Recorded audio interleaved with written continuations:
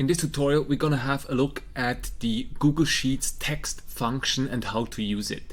So I added a couple of examples here and then what you can do with text.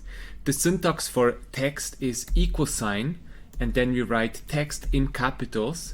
You open up the brackets and first you choose the number and then the format you want to convert it into.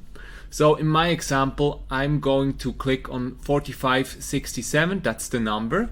And now I set the comma, and as a second parameter, I can define how it should be formatted. So on the right hand side, you see a couple of examples how you can format it. So I could transfer it into a number or a dollar number.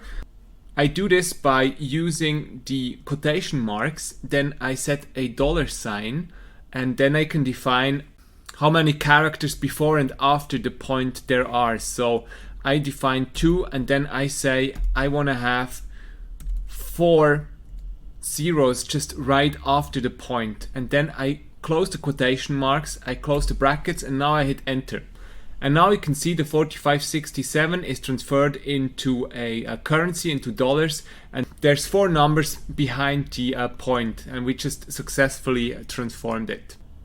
What I can also do is I can convert dates into a different format. So for this example here, we write text, then open up the brackets, we select the number, and now we can define the format. And in this example, the format should be year, so 4 times a Y, then month, and afterwards days. And now I close the quotation marks, I also close the bracket, and I hit enter.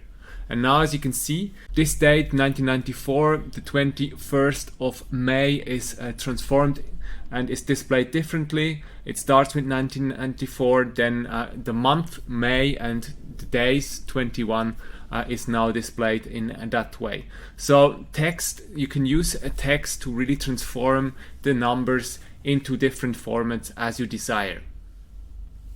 So this is how to use the Google Sheets text function. If you want to get better at Google Sheets, please subscribe to this channel. Thank you so much. Bye bye.